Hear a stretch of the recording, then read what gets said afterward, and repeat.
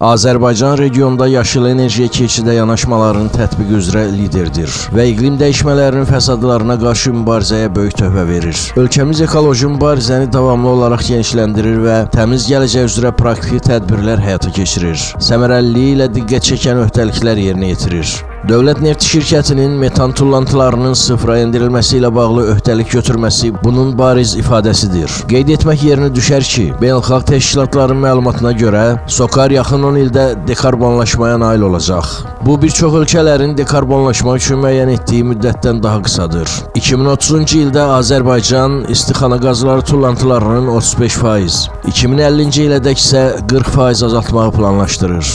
İşğaldan azad olunmuş ərazilərin yenidən qurulmasında əsas prioritetlərdən biri ekosistemin bərpası və ətraf mühitin qorunmasıdır. Dövlət başçısının dediyi kimi, Qarabağın yaşıl enerji zonasına çevrilməsi bu baxımdan olduqca önəmlidir. İqtisadiyyat Nazirliyinin məlumatında bildirilir ki, ölkəmizin dünyada etibarlı tərəfdaş kimi tanınması Azərbaycanın iqtisadi münasibətlərinin genişlənməsində mühüm şərt kimi diqqət çəkir. Respublikamızın münbit sərmayə və əməkdaşlıq mühiti sayəsində 2 gigavat gücündə yaşıl enerji layihələri beynəlxalq investorlar tərəfindən maliyyələşdirilir. Birləşmiş Ərəb Əmirliklərinin Mastar şirkəti ilə ümumi qoyuluş gücü 1000 megavat olan yaşıl enerji layihələri üzrə müqavilələrin imzalanması, Mastarla əməkdaşlıq çərçivəsində Xəzər və MDM məkanının ən böyük günəş elektrik stansiyası olan Qarabağ Günəş Elektrik Stansiyasının istifadəyə verilməsi, Səudiyyə Ərəbistanının Aqua Power şirkəti ilə əməkdaşlıq çərçivəsində Xızı Abşeron Külək Elektrik Stansiyasının gözlənilən tikintisi, xarici investorlarla Biləsuvar və Neftçalada günəş enerjisi layihələrinin müəyyənləşdirilməsi üzrə sənədlərin imzalanması və s. ölkəmizdə bu sahədə görülən işlərin parlaq ifadəsidir. Həmçinin Avropa Yenidən Qurma və İnkişaf Bankı, Asiya İnkişaf Bankı və Asiya İnfrastruktur İnvestisiya Bankı tərəfindən maliyyələşdiriləcək layihələrin ümumi dəyərinin 670 milyon ABŞ dolları təşkil edəcəyi gözlənilir.